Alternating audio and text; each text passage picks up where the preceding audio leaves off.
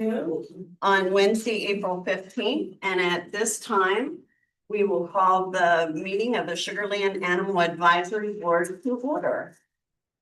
First item on our agenda will be public comment, and we have one speaker signed up, Charlene Avery. If you could please state your name and address. I think everybody knows me, and I think they know where I live. They can find me. My name is Charlene Avery, and I live in New Territory. I'm here to ask where the shelter administrators are working to secure any local veterinarians that citizens can use for the TNVR program.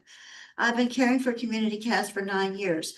My 2 colonies were stable, and their numbers had declined until this past year when 2 unaltered males and a pregnant female appeared.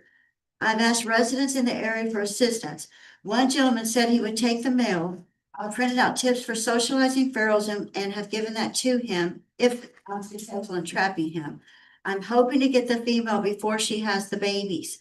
One of the males and pregnant female are not located at my home colony, so keeping tabs on where they're hiding is proving difficult. Due to medical reasons, I cannot drive to the designated vet in Houston. Citizens are currently expected to buy their own traps, trap the cats, take them to the vet, pick them up, provide a recovery space, re-release them, and then care for them for the remainder of their lives. The trip to the vet takes an hour and a half each way during rush hour. Can someone please let me know if we can anticipate any local vets being added? I may have no choice but to drive to Texas Litter Control on I-10 and Derry Ashford, because that would be a little bit of an easier drive for me. But there's a $78 fee that I'd have to pay for myself. This fee is in addition to the daily cost of feeding the cats. I spend over $200 per month on cat food. The 2 small bags provided at the pet pantry are very much appreciated, but they do not make a significant impact on my budget. The shelter's policy of only accepting socialized kittens places an extreme burden on citizens.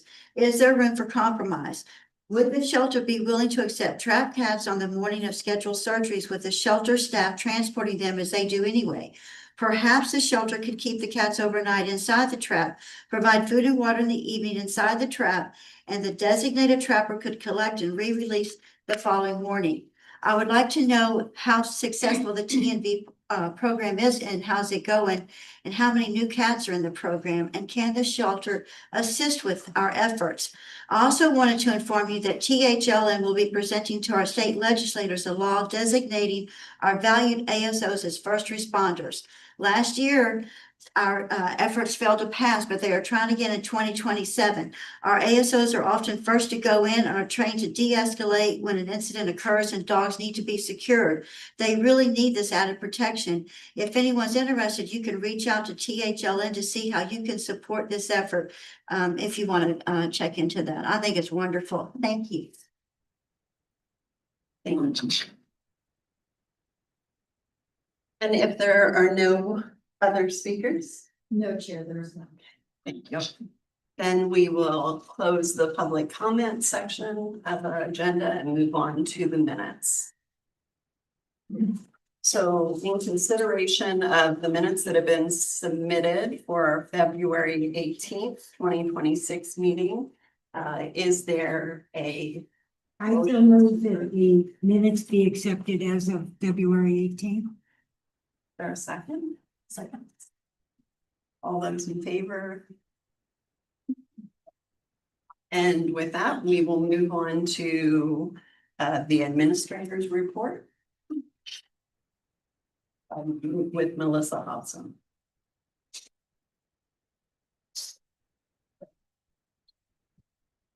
Good afternoon.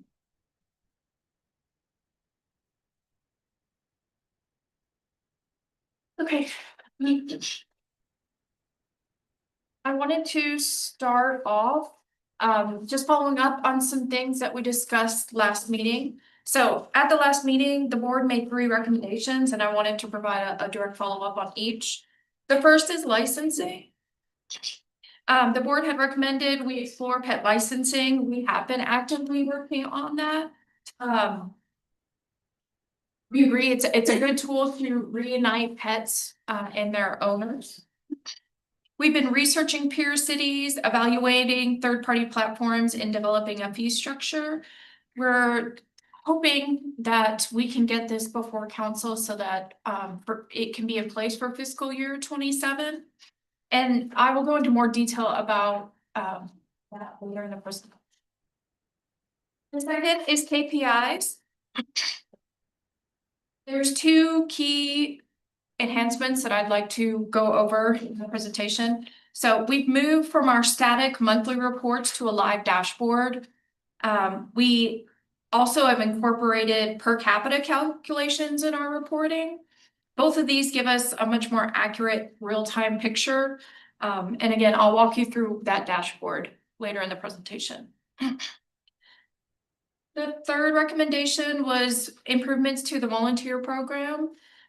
This has been a priority for both Bo and Paige. We really want to strengthen the volunteer program, specifically in succession planning, and then having them help us with the long-term stability of the shelter. And I'll go over that in detail later.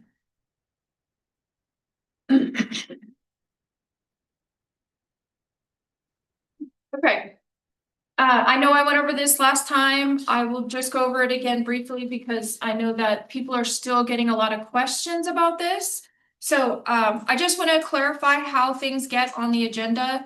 As an advisory board, the AAB does not have independent authority over its agenda.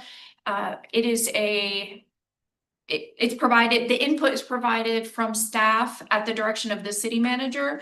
So based on this structure, agenda items for the board are established under the city manager's authority that he gives staff. So I ask that residents raise concerns during public comment. You're more than welcome to reach out to any of us via email any day. Or you can come into the shelter and engage with us directly. We'd be happy to help you. And if it's like a reoccurring theme, I'd be happy to address it at a different meeting, only if necessary. Questions about that? Or... All right, staffing. My presentation's not up to date, so sorry about that. I'd like to introduce our two newest members. First, we have Stephanie Rodriguez there on the left. She's our new intake and adoption coordinator. She's up at the front desk. She brings with her 20 years of customer service with an experience in veterinary medicine. She's held different positions, including kennel tech, vet tech, veterinary receptionist across. She's worked in both private practice, specialty hospitals, as well as another shelter. She's really passionate about connecting the right animal to the right family. A fun note about her, she's certified in Latin and ballroom dance. She's a ballroom dance instructor and she's performed all across Texas. Our second new member is Kaylee Perez. She's our animal service officer. Kaylee got her start in working with animals, interning as a vet tech and through FFA. Her most recent position was as a zookeeper with exotic species, where she developed skills in animal behavior, training, and enrichment. Her passion is really being a voice for the animals. And her fun fact, she has a background in wrestling and martial arts. So she said she is more than happy to keep up with our energetic animals. They're both have been an amazing asset to our team. And currently we have two positions opening, a kennel tech and part-time and full-time. They're listed on our website if you're interested or know somebody who would be a good fit for those positions. We're almost full. All right, outreach. This slide captures outreach during our first quarter. The team really has been able to accomplish a lot. On the education side, they've participated in 2 career days, one with Ann Sullivan Elementary and then Barrington Place. So our purpose with working with students is really to get in front of them while they're young, build that culture of responsible pet ownership, as well as explain to them the different opportunities they would have with careers with us. On the medical side, we hosted 2 vaccine clinics that delivered just over 800 vaccines at no cost to pet owners. This is really important to us because some of these animals, that's their only chance of getting vaccinated. And it also keeps pets in the home, keeps them healthy, and they're not bringing them to the shelter. On our public engagement side, we had 16 events. This includes adoption events, rescue pickups, community events. We look at this every opportunity to either place an animal in a household or build a relationship. As well as put a face on animal services. We think it's really important, especially with the officers, for them to get out and meet the community. Let's see. We have Bark in the Park that we're going to be doing throughout the whole season with the Cowboys. We'd love to have y'all out if you'd like to come in this quarter, or just stop by. All right. Life-saving outcome improvements. These are 3 initiatives that we have started throughout the first quarter. So having a different approach to volunteer engagement, moving from treating volunteers as just supplemental support and make them really centered to having live outcomes. So the first one is behavioral fosters. This is a program for animals who usually stall in the shelter. They end up having a longer length of stay with us. Once an animal's in our care for a long period of time, we start to see behavioral issues.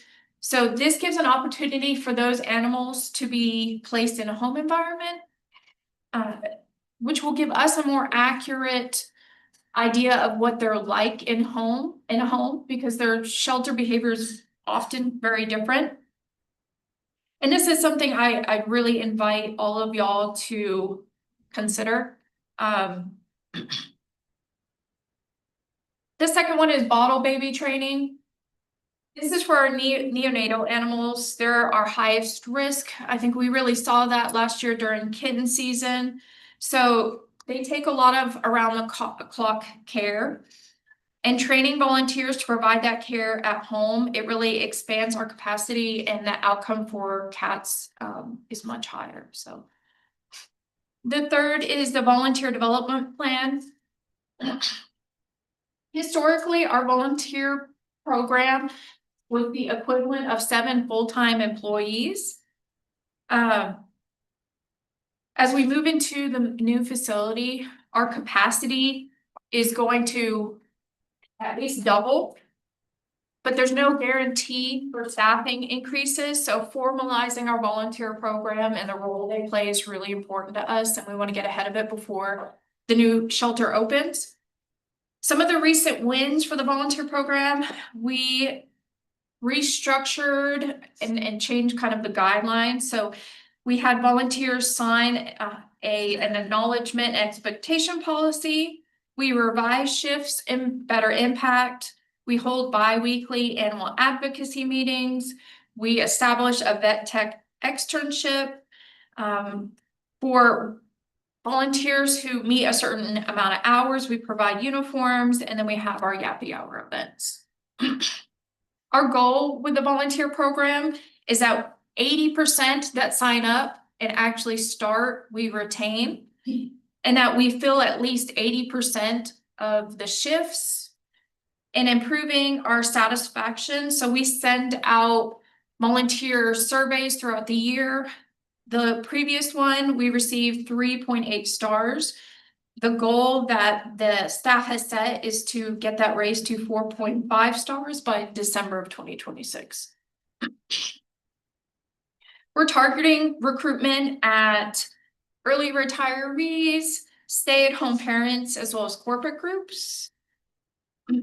We're streamlining our onboarding, and we are providing orientation is now in person so that when somebody gets there, they have, familiar face, they know where to go and what they're doing.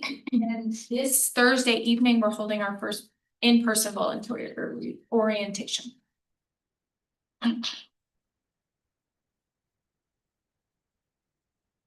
right, this slide highlights two important external supports that we have. On the left, you'll see regional animal welfare partners. We've really worked over the last quarter to establish these relationships. Some of them include Brazoria County SPCA, SNAP, Warpen County Animal Services, Gulf Coast Veterinary Specialists, Dotson Rescue of Houston, Berg Foster for Life, Warpen Wildlife Rescue, and Parasanguine. On the right, under grants, we received a Petco Love Vaccinated and Love grant for around $2,300. These funds support vaccination efforts so that we can go out and help vaccinate animals in the community. We are also looking at other grant opportunities, actively applying for grants. These partnerships, they really allow us to extend the amount of animals and the type of care that we provide beyond our standard budget.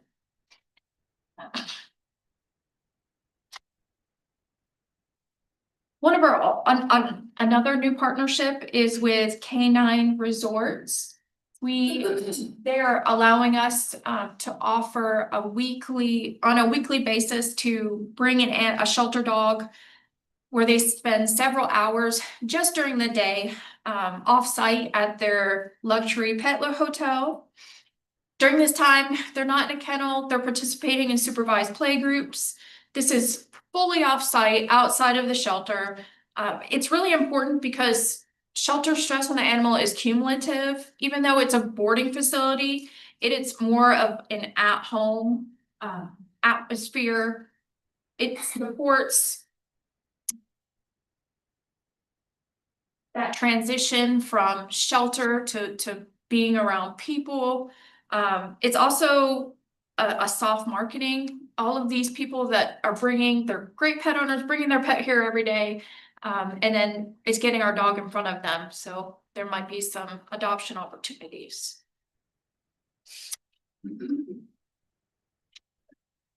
All right, I need help with this part.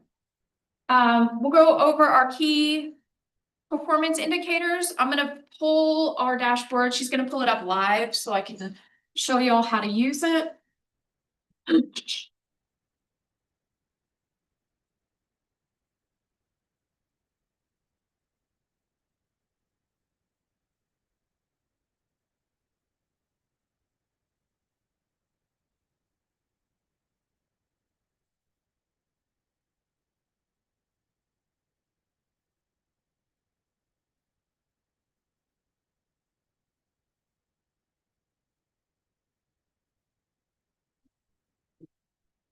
Okay, so we launched this pause dashboard this quarter. It is publicly accessible. It has our shelter data in real time, not just the once a month when we publish a report. It gives access to city leadership, members of the community, as well as staff to just get an up-to-date picture of how the shelter is running. If you take a look at it, there's a lot going on. You can search by animal type. So our standard cat and dogs, birds, other for like the wildlife that we take in. So for instance, dogs, you can look at intake type. So how did we end up with that? And then you can search through outcomes. So how many, let's see, adoptions we had during a certain period. Based on what you choose, all of these metrics will change. You can see total intakes, outcomes, adoptions, our live release rate, our save rate and live release rate, our average length of stay, and it really is broken down by the different types of animals. So we prefer this over the static reports because our data is always changing. Sometimes we use Chameleon as our shelter operating system. Things aren't always accurate with it. We saw that when we lost data for the 2 months. But this gives us an opportunity when staff goes in and fixes something, it's immediately available. So you're not waiting a month to say, you know, what happened? Why isn't this right? This is available through the website. This is through Animal Services website. It's on there. Yeah. Yep. So through the city's website. Is this a separate software package that you had to? No, this is, what is it called? Power BI? Power BI. It is something the city already utilizes. We just had a staff member who made it her pet project. We recognize it's not perfect. We're actively working on enhancements. One that the one that we're really focused on is to be able to change the dates, because currently the way it's set up, it's just a 12-month period. So so you can select dates. That way, you know, you can look at it just month by month. We thought this would be a lot more transparent, and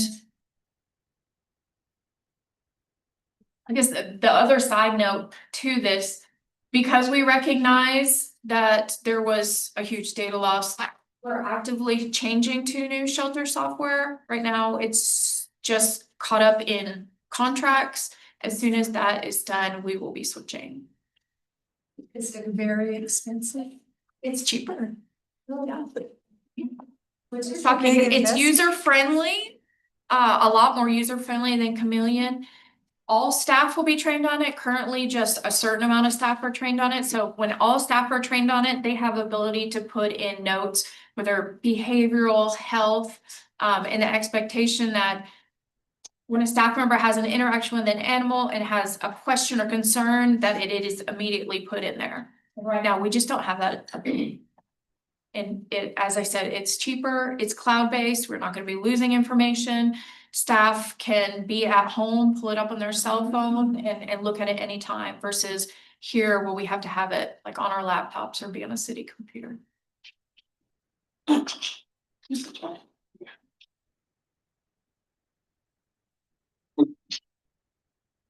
I have anything that notes the length of stay for individual dogs or even like average length of stay?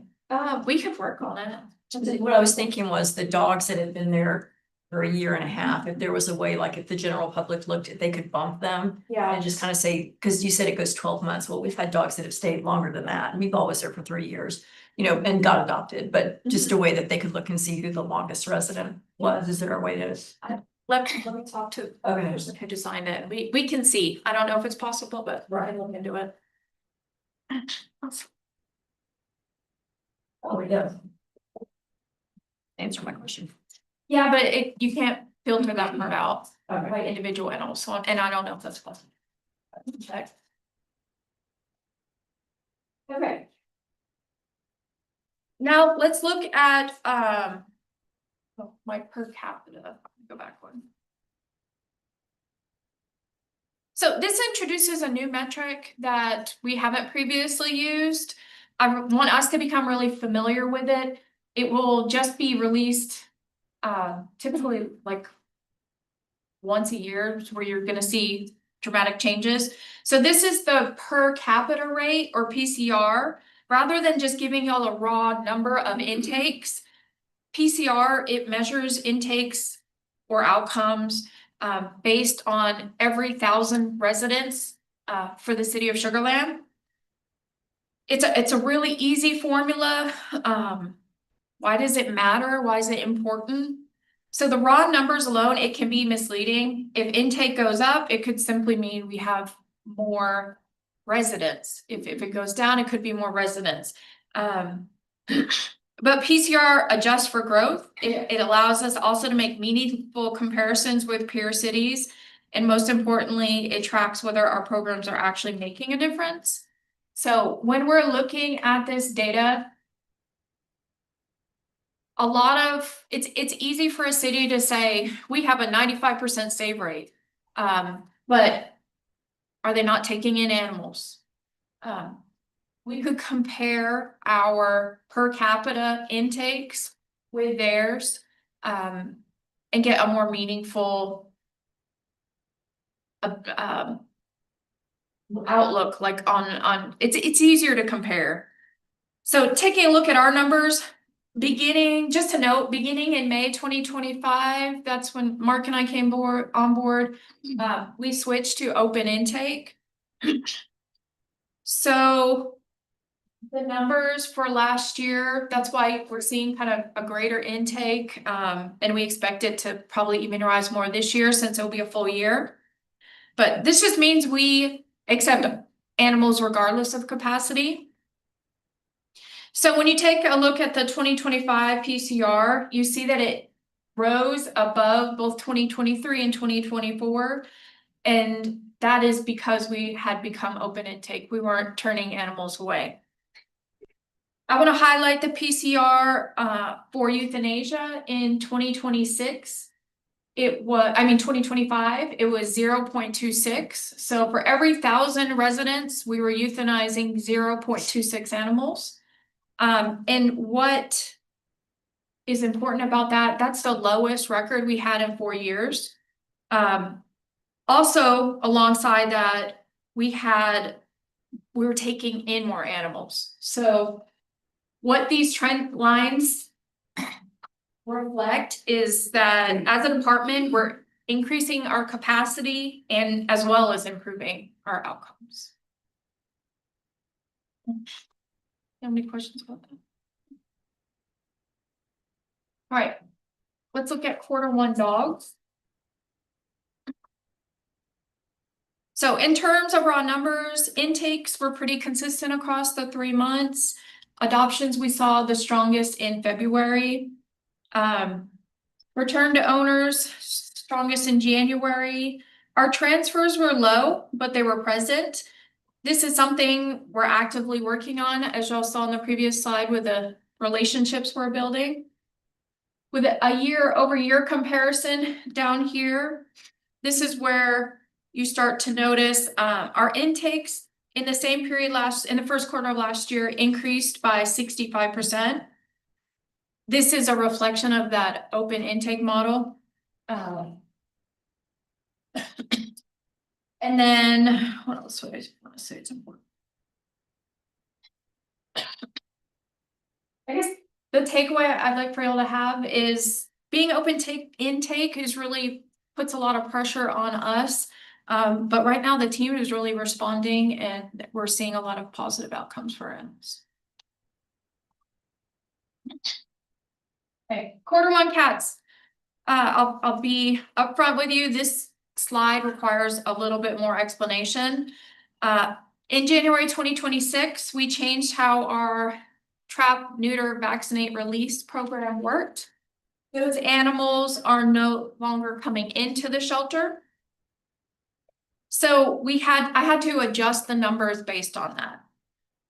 With context, our adjusted Q1 comparison shows 84 intakes in 2026.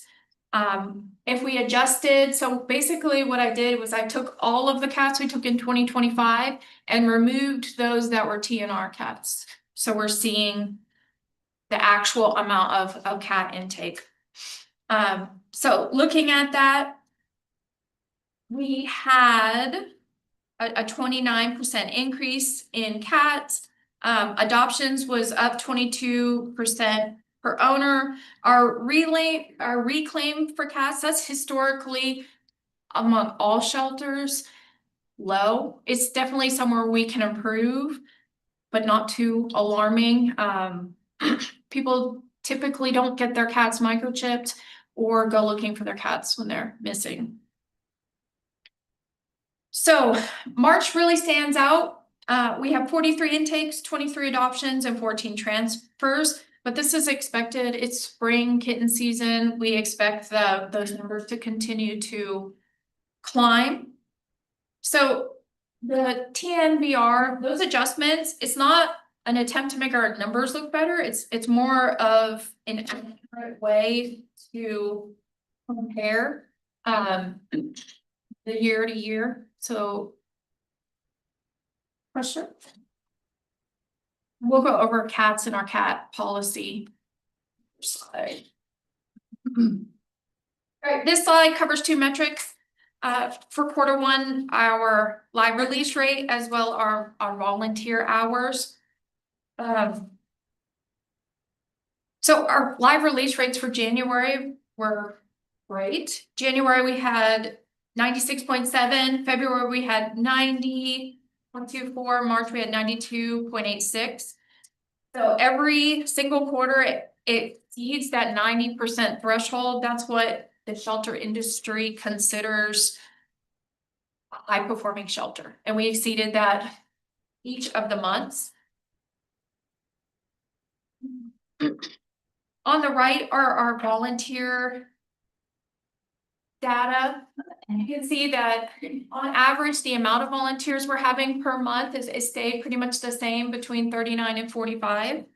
There was a significant jump in hours in March, but that was due to it being spring break. We had a lot of high school students that were with us for multiple days from long hours.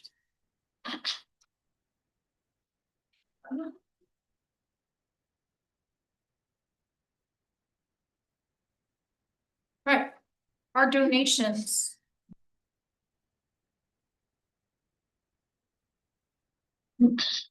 So we did this last meeting and I think I want to continue it. I want to be really transparent on where every dollar of our donation money goes to. So this quarter, we spent donations about $5,100 and it went to these 5 animals. So Dory received a limb amputation. Viola Davis underwent a double eye amputation, which is removal. Lorelei had a tumor removal. We also sent that tumor out to see if it was cancerous. Samson required hospitalization. He was sick when he came to us. And Millie received dental care. So these are not routine expenses. These are sick and injured animals that come into our care. And we're able to go above and beyond because of the community's generosity. So these are really the face of our donations. And that is the only place we are currently spending donations on. So if that were to change, we would be transparent about that. But right now,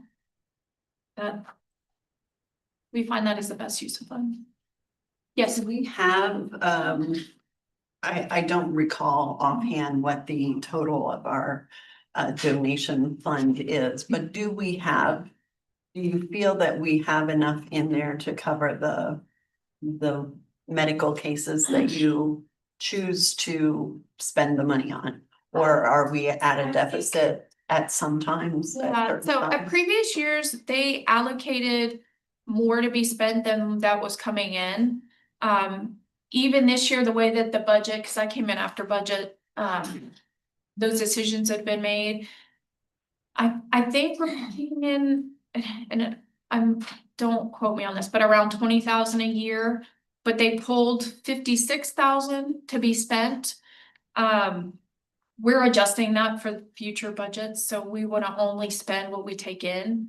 But I think, we're halfway through our fiscal year and we will stay underneath that 20,000 right now. I guess what I'm trying to ask or trying to word here is, do we have enough, or are there times where you have an animal that you don't have funding for? Is that something that we could be asking? More is always better. More is always better, but Yes. we have enough. Our plan on matching our outlays versus our donations is to, if we have something come along where the vet says it's gonna be 8 or 10 grand, but there's a positive outcome at the end of that, we could say yes to that. So we have enough.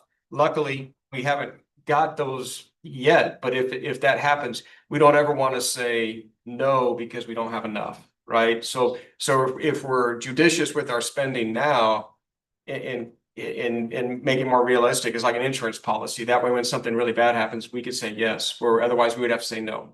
And my mind goes to new shelter and the fundraising that we're doing and whether something like this should be listed. Like, I think the public would respond well to this. And They have to be separate for now. So, but right now, we're not having to make medical decisions based on finances. Which is great. And then when people come in and whether they donate a quarter or $100 or $1,000, you know, a lot of times people want to know what specific animal they spend that on. Well, obviously can't do that. So we just say, at this point, donation money is spent strictly on animal care. It isn't spent on operating expenses or anything like that. And that allows us to approve the high dollar expense. Now, keep in mind, we never waste money, and but if a positive outcome is available, we're going to spend whatever we have to get there. Okay, we've got a lot of questions on our cat policy, so I put this together. It's a lot, but I'll talk us through it. So this walks us through our cat intake policy, how it currently stands. We have 4 main categories: our feral cats, our pregnant feral cats, our orphaned kittens, and our friendly cats. So first, let's look at our feral cats. These are our trap, neuter, vaccinate, release cats. These cats are no longer entering our shelter population.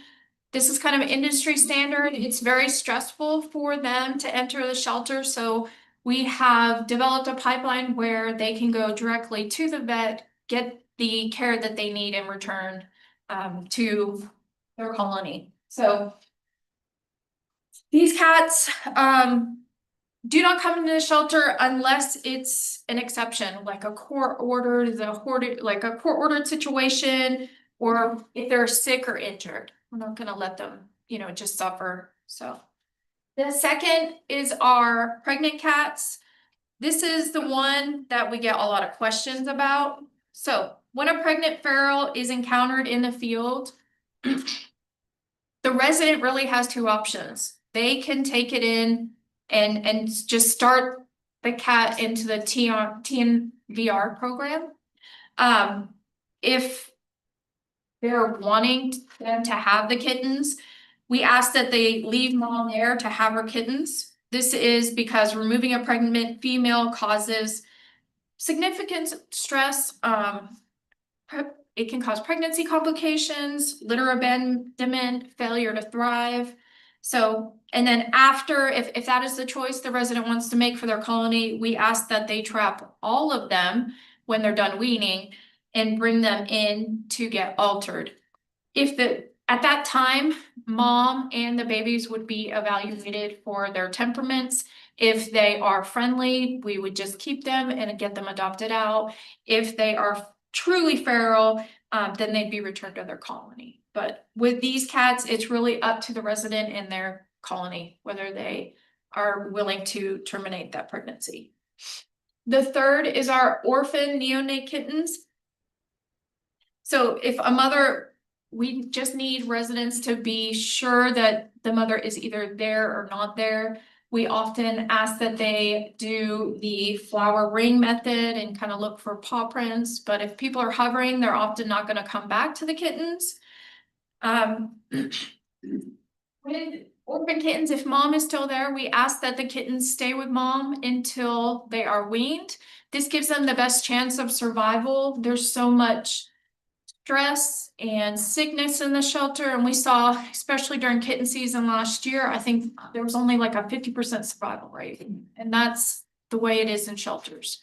So to give them the best option, let them stay with mom, and then we'll figure out once they're weaned whether they're actually feral or not. If it is a confirmed abandoned kitten, we do take those in. Typically, those kittens, they look sick, they're thin, they're local. We try to keep them out of the shelter. We have a whole list of people who are willing to do bottle feeding, and that's their best chance of survival, especially because we don't have 24-hour care at the shelter, so we don't have that ability. You know, staff takes them home until we can wait for a foster. But we will take them in if they are truly abandoned. And then the last is friendly cats. This is any friendly cat that is a stray. So it could live in a colony, but it's friendly with people. We just ask that the resident brings the cat to us and we will get it adopted out. The resident that brings that animal to us is not eligible to adopt that animal. And that is just to be fair and transparent and prevent people from misusing that pathway. So they're not going to get a kitten saying they found it outside and then having us do all of the medical expenses and then they take it home. The board have any questions about it? Do the people trapping feral cats have to be registered community caretakers? Yes, we rent out traps. You don't have to buy your own trap. And it could be the day of. What we ask is that when they're trapping, they fill out the paperwork, an officer comes out and just takes a look at the colony, gets an idea of the situation, and then after that, they just text us how many they caught in that trap that day, and then we let the veterinarian know to expect it. And they'll show up that day and get the surgeries completed.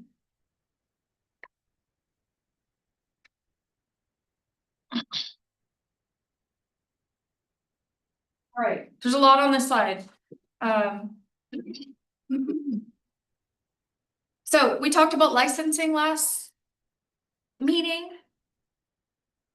I'm gonna talk y'all through this. So starting with the species and scope, this ordinance, it would apply to all dogs and cats over the age of 4 months. There would be exceptions, any service animal, any licensed rescue organizations, a foster animal that's like in temporary placement, or an animal that's brought into the city for like travel or veterinary care. It would not apply to that.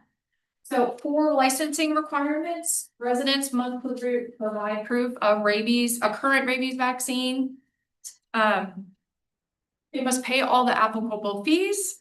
And then if they're wanting the different, so if you're spayed or neutered or microchipped, you get different prices. So they would have to bring proof of that for each animal. So the licenses, they would be issued annually, aligned with that rabies vaccine. Residents can opt for a 3-year license at a discounted rate if they have that 3-year rabies vaccine. So for enforcement, compliance would be handled just through civil citations like Animal Services does with any other like dog at large. Be handled the same way. Licensing verification, that would happen at impoundment or when an officer encounters somebody out in the field. There would be an online lookup system that they can easily just, put in the resident's name and pull up whether the animal is actually registered or not. And then we're exploring like first offense, do they have a grace period? They have, 30 days to get into compliance before it takes issue. We're looking at all of those. From a staffing standpoint, we're looking at partnering with a third-party pet licensing platform. This would make sure we didn't have to just hire a new staff member to that program because it would be pretty time-consuming. Applications, payments, tag fulfillment, and renewal communications is managed through this platform.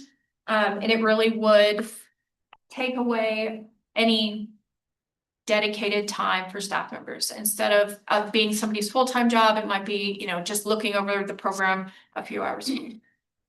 I have a quick question.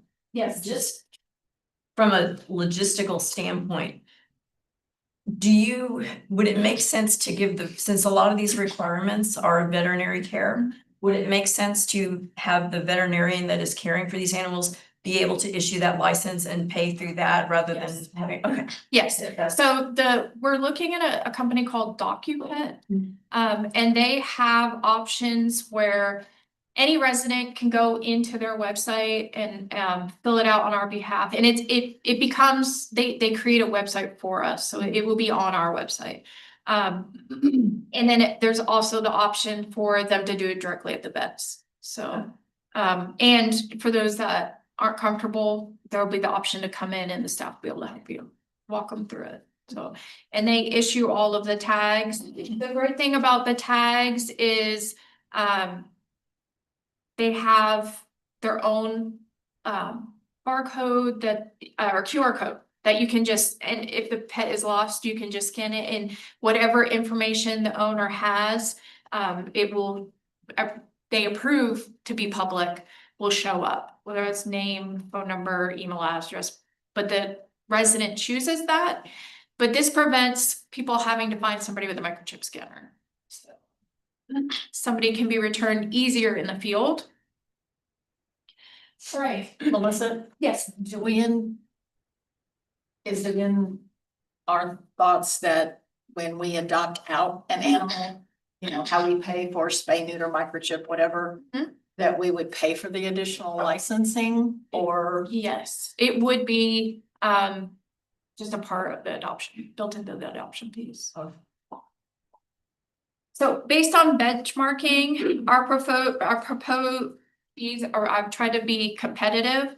So we're looking at $10 for an altered pet, $20 for an unaltered pet, and that's with animals with microchips. And currently we offer free microchips, so there's really no reason for somebody not to have a microchip.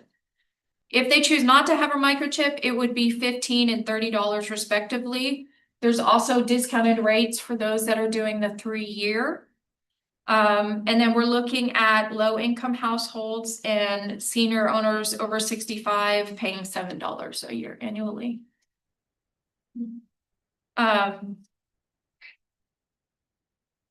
Questions, concerns?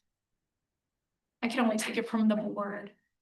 Just to clarify, like, not specifics, but the pricing is really minimal for an impact on us, so. Yes. Yeah. Yes, the pricing is minimal. The way the company works is, I think they keep like $1 per license or something. It is pretty minimal, but there would still, yeah, there would still be enough, we're not paying for it.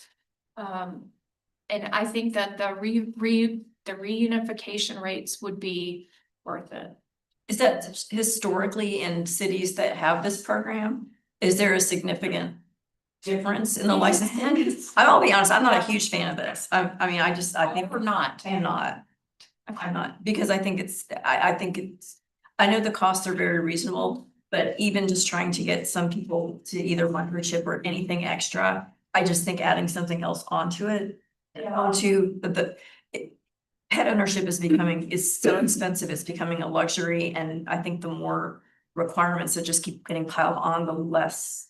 So you're not talking about specifically the company, you're talking about I'm talking about idea of licensing. formally licensing into the ordinance. No, but if cities that, have done this and all of a sudden, their return to owner rate is increased 50%, absolutely, it's good. But I was just curious as to the data because I just, especially, Depends. So it depends on the city because there's so many variables.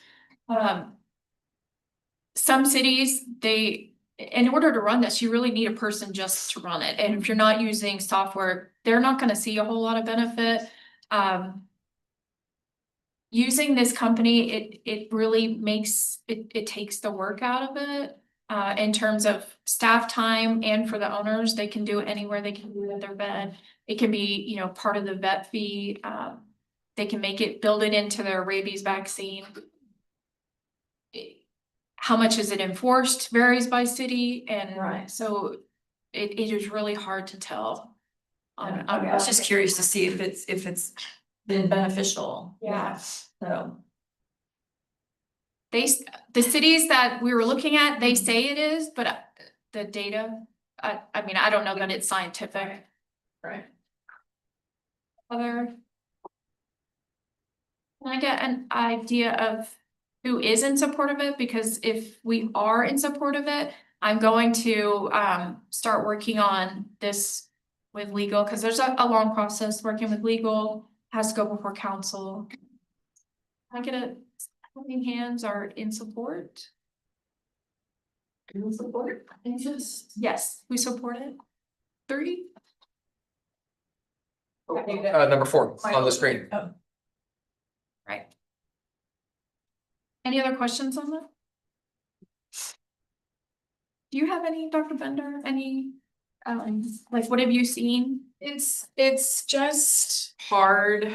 I've mainly seen it at larger scales at the county shelters. I think, I'm trying to remember if Fort Bend County enforces licensing or even has licensing. I don't think they do, but Harris County did, or does. Really expensive. They're really expensive.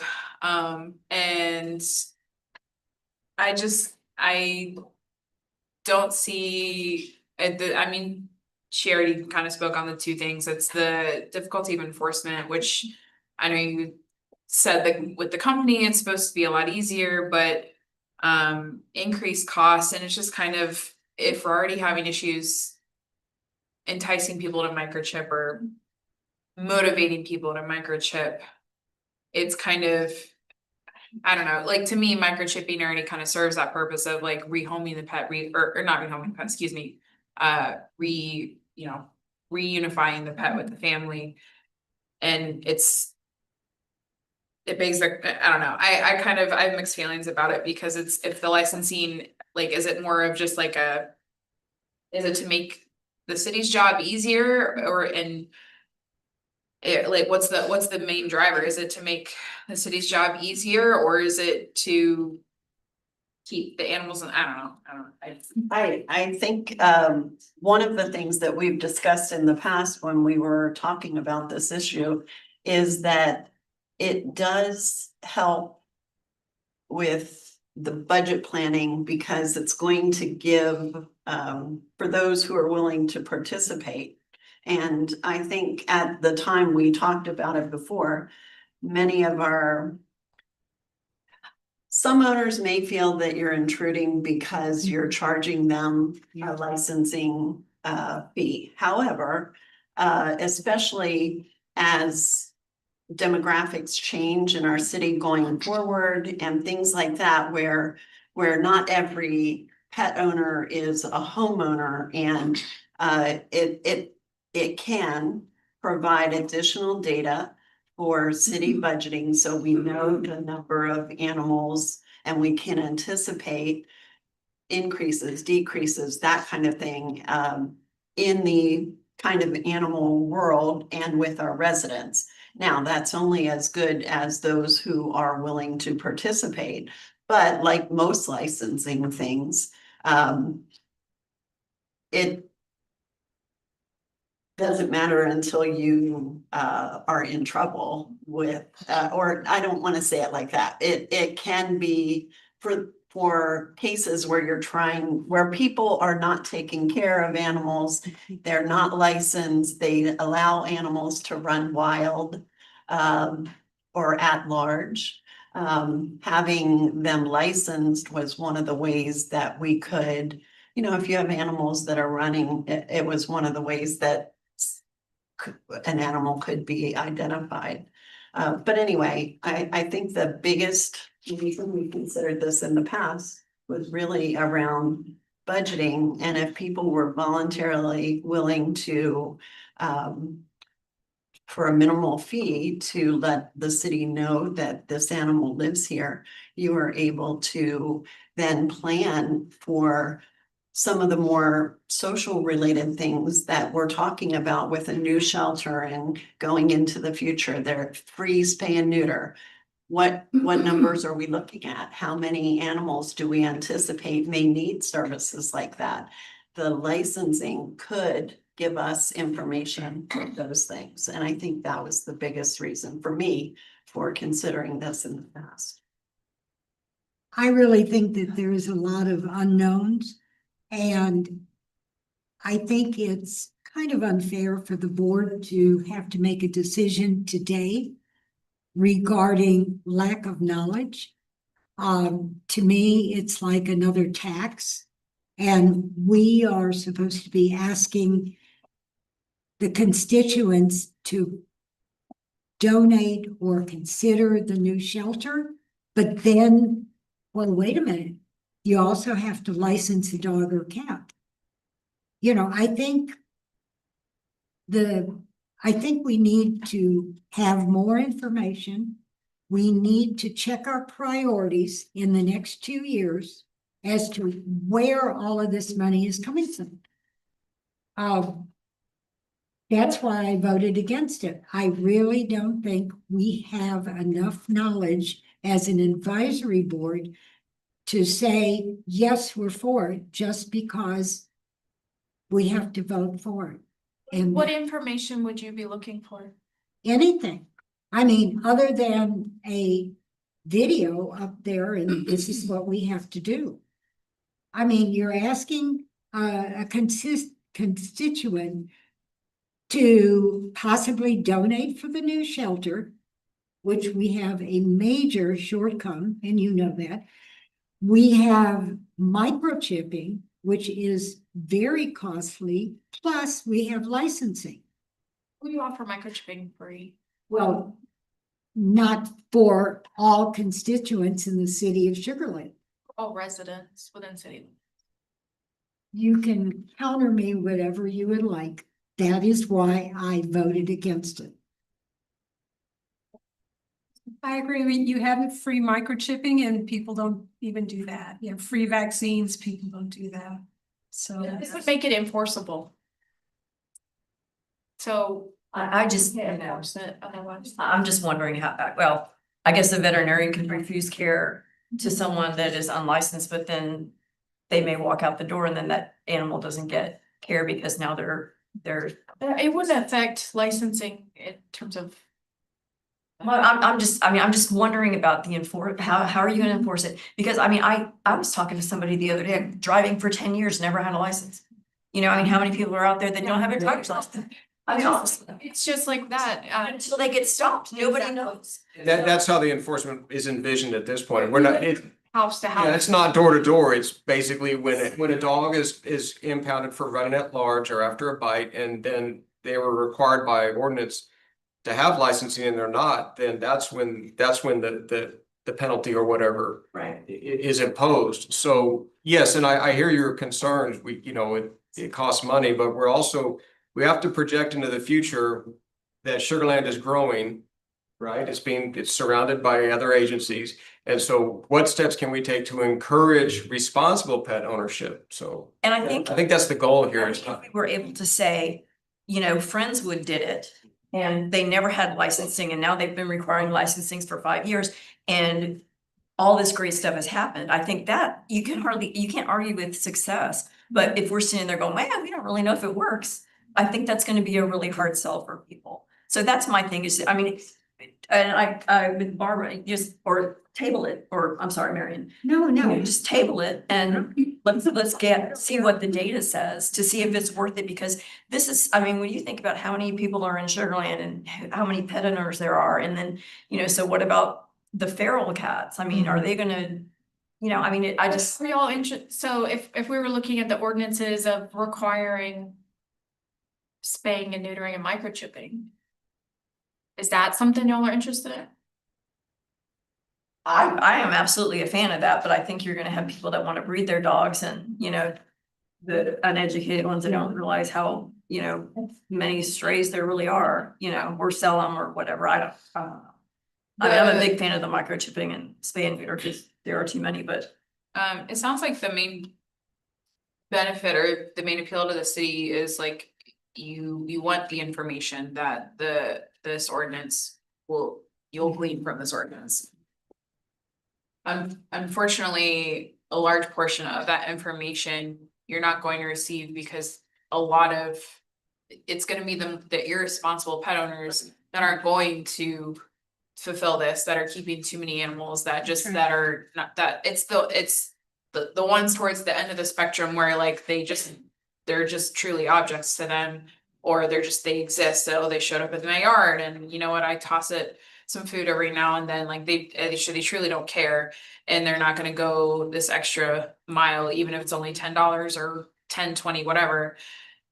That you want that information from, like, that's the information I feel like that you're truly gonna want, is like how many. You know, how many of these large dogs that are free roaming are, that's my thing, is like, is it really truly worth it?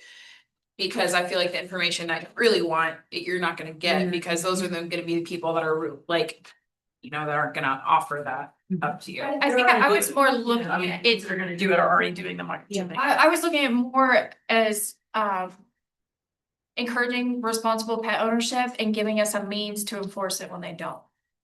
And I look at it as all the things, like I've heard some of the things that you have planned for future, and when we talk about programs and things, I think that if people want to use the service of free spay and neuter and chipping, you're going to get information anyway.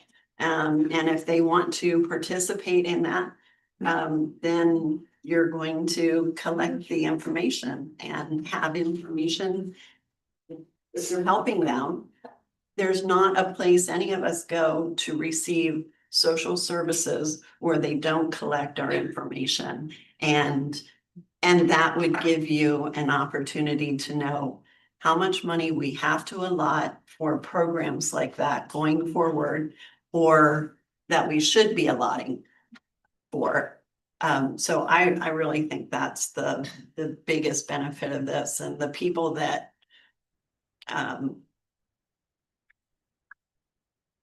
don't participate or take care of their dogs and never encounter a problem. You're not going out and trying to find those people and find them or whatever. But, I think people who hope to have free spay and neuter or low cost spay and neuter, food from the pet pantry, free immunizations and things like that. Like, we have to have a way to know how much money we need to allot toward those things. And it provides money to help pay for those Or things. fundraise for those. Okay, give them a lot to think about. Let's move on to our behavioral cases. Good news is we don't currently have any more on our, that are really on our radar right now, not to this extent. So I just want to give you an update. We talked about these are 3 long-term residents we talked about last meeting. So starting on the left is Indy. So we have structured protocols in place, including barrier management, structured feeding to address her resource guarding. She also spends a large amount of her time in her own yard to decompress. We also had Indy taken for an evaluation with Gray Wolf Canine Rehabilitation. It didn't give us really any more information, but that is just how we're currently managing her. I think, just to point out, Indy is doing great, especially with Bo's behavior modifications. And as long as the kennel techs are also following that whenever she, goes for the leash, that we know what to do, and she stops. And I've taken her out recently a few times, and she has not bitten a leash with me once. So it's really working. She's been great. She has. We just need to think of a long-term plan for her. So, if a behavioral foster is willing to take that on, otherwise, is it fair to her to leave her in a kennel for life? So that's kind of where we're at. Moving on to Piglet. I really want to be straightforward with you on Piglet. Her prognosis is guarded to poor. She escalates rapidly. There are limited warning signs. And her behavior is inconsistent across different environments. We don't always know what's going to set her off. This combination, it really does present safety and liability concerns. She does have a few people she'll let handle her, but if you get near one of those people while they are with her, you're probably gonna get bit, so. How many bites does she have? I'm not familiar with these dogs individually. Okay. But the concern with Indy is, yes, she is doing better, and I think it's great that right now we have the flexibility to give her her own yard, and it has helped her, but once again, we're back to that's temporary, we're searching for a long-term outcome. And then Piglet, we can't even comfortably show her, yes, we do have a few kennel staff that are comfortable with her, getting her into her own yard when Indy's not in it. But we're unable to show her, we can't get her adopted because we can't show her to anybody. And so we don't have, There is no. unless somebody's willing to take on this dog, there is no outcome for her. And it just goes on and on and on. So just plain words on what we're facing. I know, and I will say that That alone is the outcome. There is no outcome. when we were still taking Piglet out, that I loved her and we were fine. Yeah.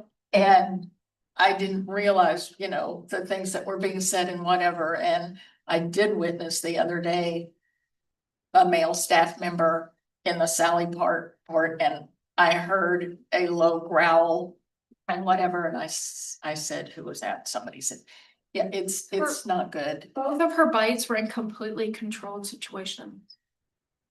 Too, so that's a huge concern, like 2 veterinary behaviorists, another behaviorist, and a staff member with like 10 years or more animal experience, and the bites still occur, so.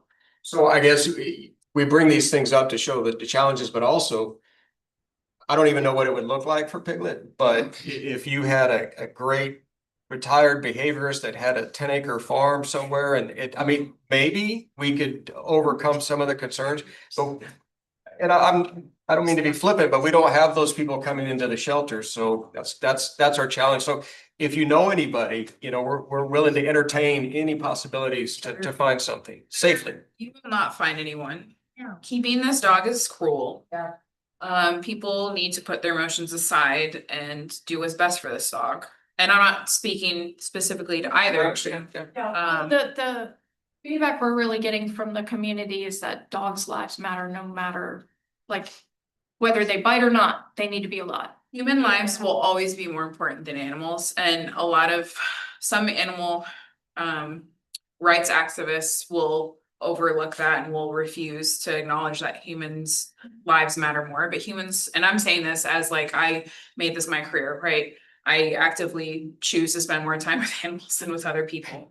But like a lot of us are the same. But at the end of the day, we have to prioritize, especially as a government, human public safety. Right. And when you add in animal welfare, the animal welfare aspect of it, this dog just sees 3 concrete walls and a wire kennel door. It is cool. And Piglet is really just the poster child for a lot of behavioral cases that you'll find, especially in larger shelters. So frankly, we can keep adding days to her suffering.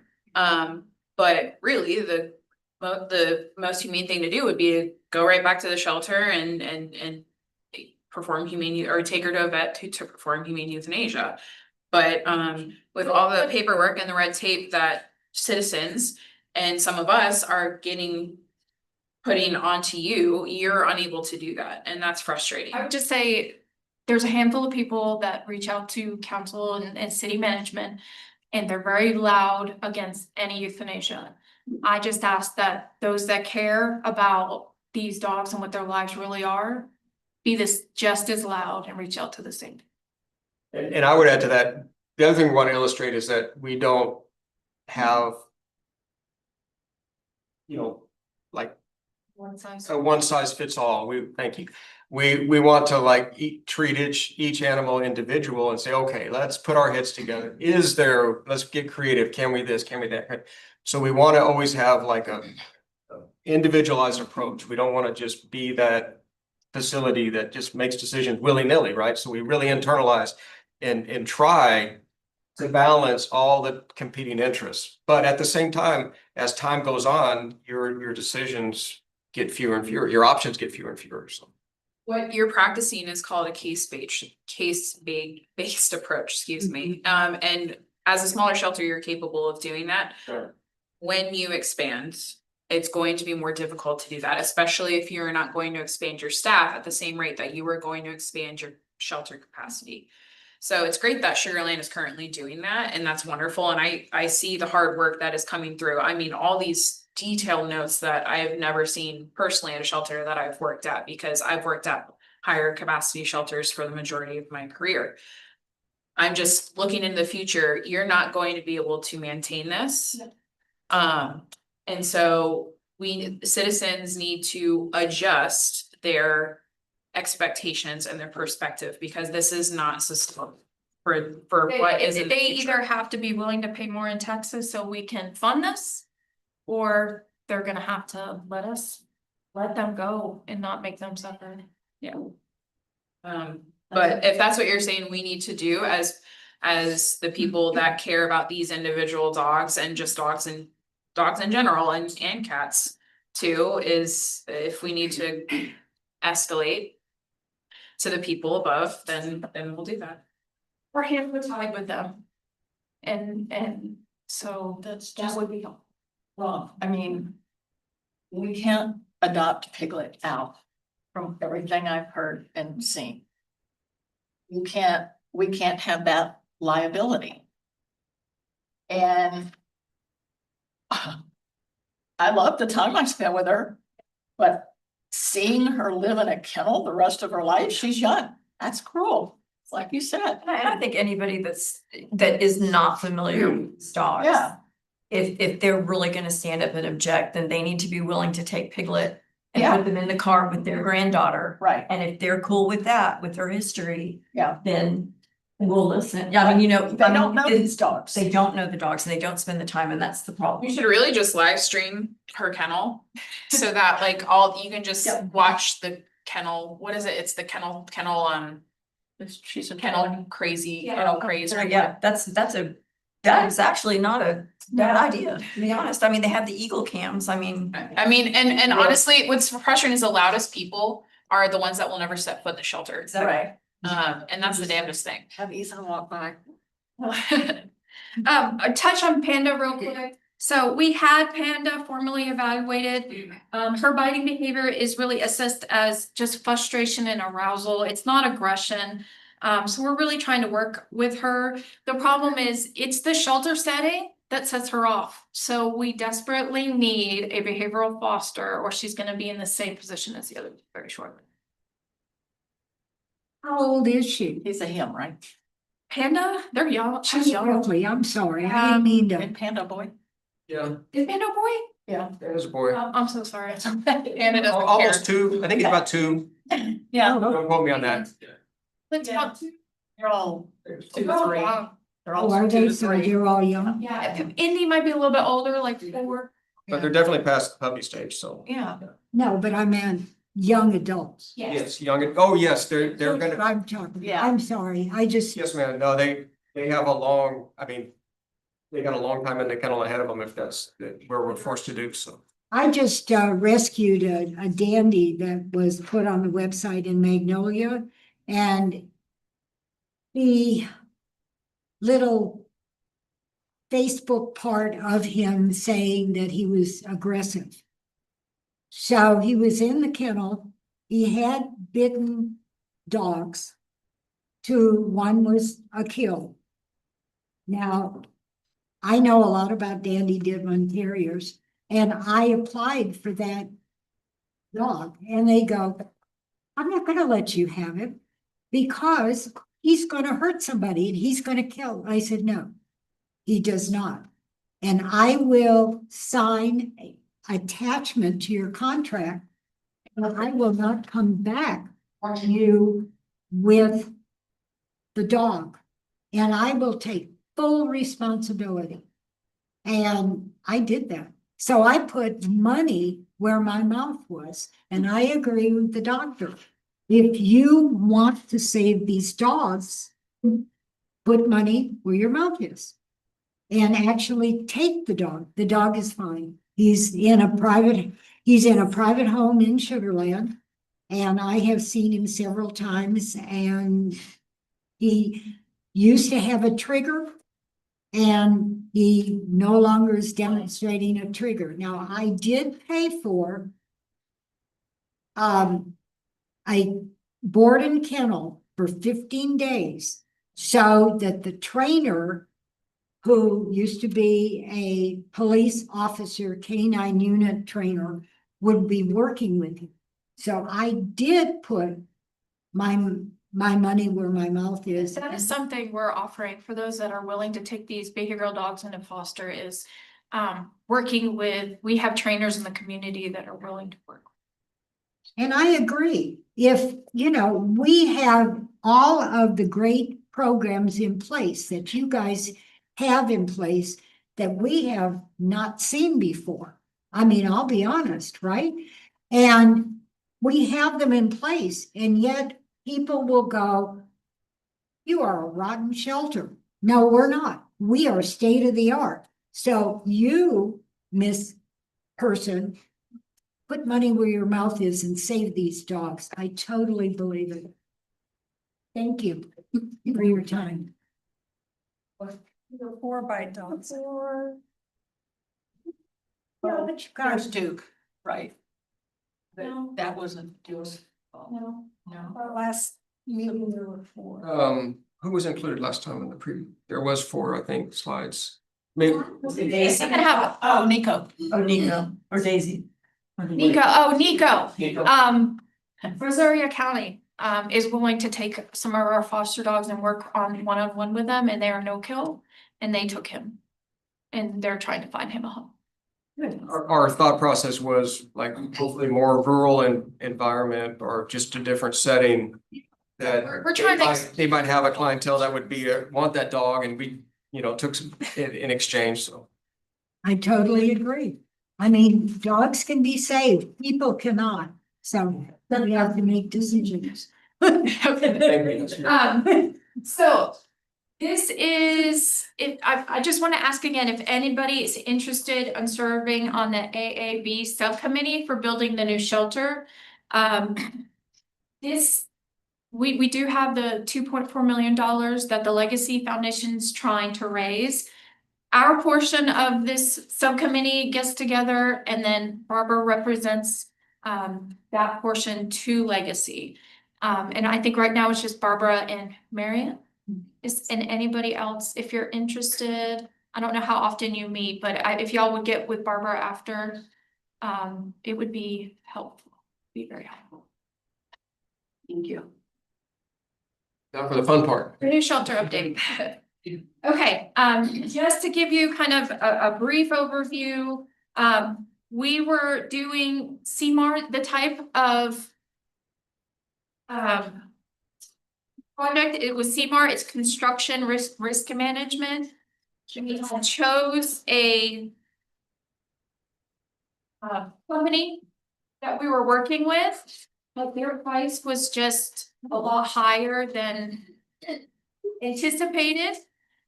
So this city decided to part ways with them. The design is almost completely done. All of like the basic plans are done. Right now, they're just doing like the fine detail. It will then go out for bid. So in terms of next steps, once once it goes out for bids, they'll be received, they'll be evaluated, they'll be chosen. This does push back our timeline till at the earliest, I think they said October for break ground. So looking at the floor plan, so on this first slide, I think you'll have it in front of you. On the floor plan, just kind of gives you a sense of what the building will look like. There's dedicated animal support areas, staff areas, lobby, classroom, a surgical suite, and then you have your dog kennels. There's also dog yards, an adoption yard, and then 2 dog yards for with the residents, as well as quarantine and isolation areas. We tried to be very purposeful on all of the space and really have it centered on animal welfare in the community. On the right-hand side is our site plan, just showing how the building sits along US Highway 90. So I think the baseball, we're looking baseball. Yeah. So up you're facing 90 here, the softball fields are right here. And yeah, the main entrance, so when you come in, they're gonna have to build a road over, I think there's like a little pond or a stream right here. And then you have your main entrance. The main entrance will be like where Imperial Park is. So you'll come into Imperial Park and then hook a quick left. Get to the shelter drive. I don't see any additional play yards than what we have now.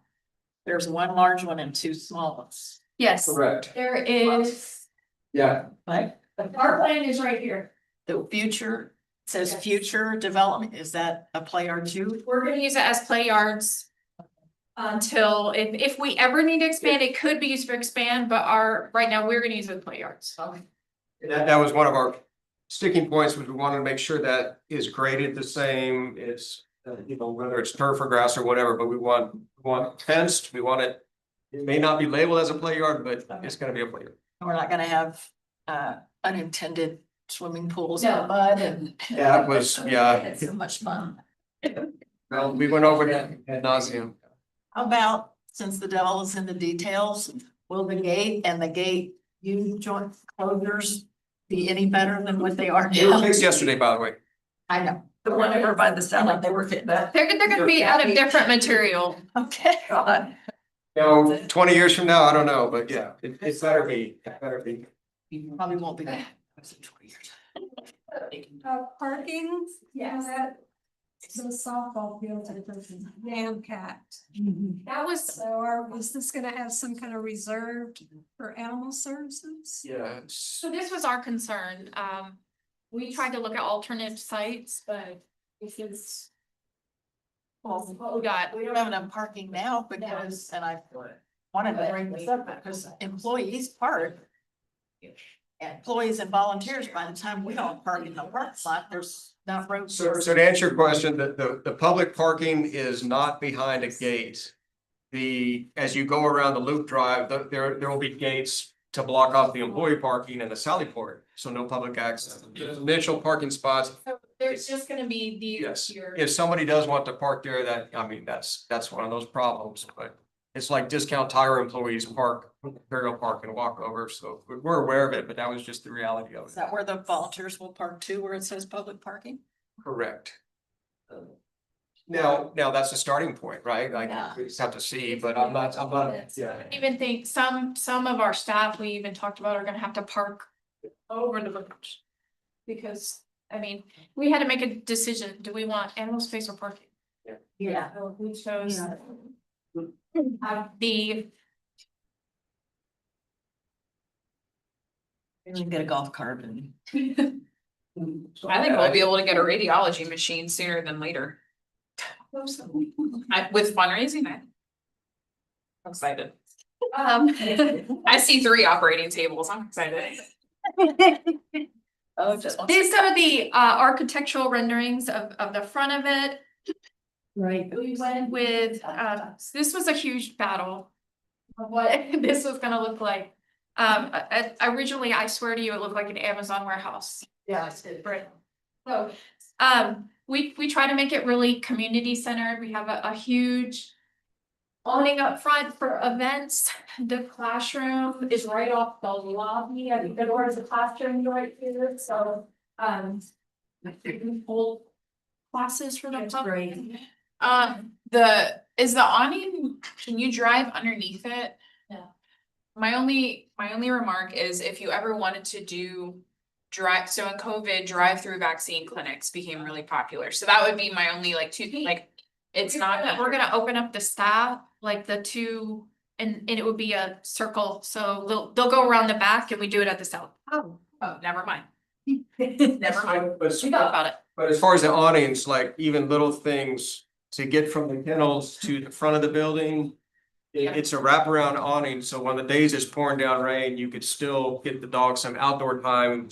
Over, you know, a low hang, an Oh, awning. yeah, I see, okay, I see So it. you could walk a dog from the kennels to the back, around the side, all the way to the front, underneath an awning when it's pouring down rain. Still get out. So get out. Wow, see it. That's great. Before we go on, do we have consensus? Like, are we agreed? Has the city agreed that this is our final plan and cost with that surgical suite in there? Well, not final, like they still have to do some. Like this is the architectural plans, right? So this is their version of where they're at, but they still have to go and do like electrical and plumbing and some of the HVAC details aren't exactly, so it's like a rendering. But the square footage and the labeling of the rooms and how they're gonna be outfitted, yes, that has been decided on.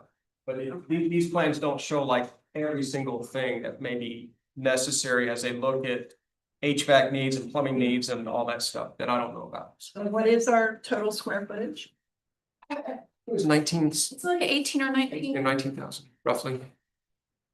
Could I please have the number then when, you know, at some point? We can ask the exact number. Was this contractor we haven't? It's separate, yes, the architect's different than the contractor. Yeah, right, yes, but We the contractor we're not working with the contractor. We're gonna put it out for bid.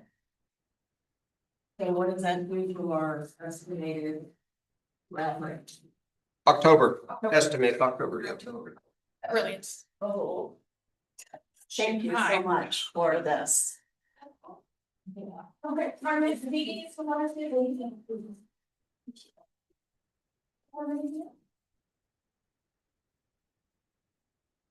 One question I have, when would be a good time on a Tuesday to bring a treat, a donated treat to the shelter? Anytime. And for the other board members, we have goat pop treats as a staff, just a little tiny treat. And on a Tuesday to be dropped off, and there's all flavors of goat pops from a local goat pop. Like with goat milk? Yeah. That's amazing. I need to try. What's a Yeah, goat? it's not with goat milk. It's not a goat. I'm sorry, it's goat milk. So all we need farms has livestock guardian dogs, and they are going to The next bring meeting, them. July 15th. Okay, Yes. July 15th and October 21st. if there are no further questions, is there a motion to adjourn? And a second, all those in favor? Aye. We are adjourned. Thank you. I'm so excited to see you. So what were the questions? Square footage? What else? I think that was it.